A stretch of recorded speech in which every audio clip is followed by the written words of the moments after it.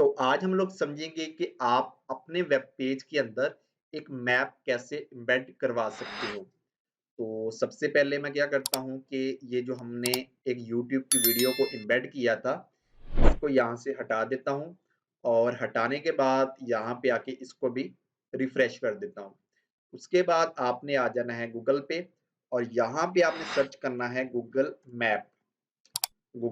Map और उसके बाद आपने यहाँ पे क्लिक करना है गूगल मैप्स पे और उसके बाद आपने क्या करना है कि जिस लोकेशन को आप अपनी वेबसाइट के अंदर दिखाना चाहते हो, आपने वो यहाँ पे सर्च करनी है।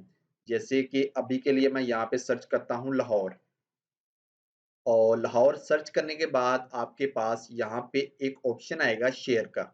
आपने सिंपल इस पे क्लिक करना है। क्लिक करने के बाद यहाँ पे आपने एम्बेड अ मैप पे आ जाना है।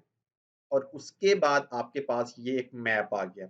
लेकिन उसी के साथ आपके पास अगर आप यहाँ पे क्लिक करते हो, तो आपके पास यहाँ पे ऑप्शन आ रहे हैं small, medium, large and custom size. तो आपने कस्टम साइज़ पे क्लिक करना है। क्यों? क्योंकि आप इसका जो ये विड्थ और हाइट है, वो इसको आप खुद चेंज कर सकते हो। तो इसके अलावा अगर आप इसका एक्चुअल साइज़ भी यहाँ पे देखना चाहते हो, इस विड्थ और हाइट का, तो अगर आप इस पे क्लिक करते हो, तो आप यहाँ पे देख सकते हो।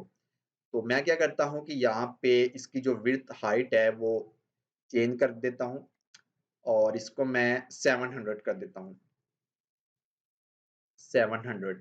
अब अगर मैं इस पे क्लिक करता हूँ, तो अब आप देखें कि इसका साइज़ लार्ज हो गया है। तो मैं क्या करता हूँ कि इसकी एचटीएमएल को यहाँ से कॉपी करता हूँ और यहाँ पे आके पेस्ट कर देता हूँ और पेस्ट करने के बाद अगर मैं यहाँ पे आके अपने वेब पेज को रिफ्रेश करता हूँ, तो आपके वेब पेज के अंदर एक मैप यहाँ पे शो हो गया है।